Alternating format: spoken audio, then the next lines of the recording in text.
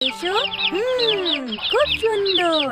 আমার ছানারা তাদের মায়ে খুব কথা শোনে। নাম্বার 1, এগিয়ে এসো, তোমায় হলুদ বলটা দেব।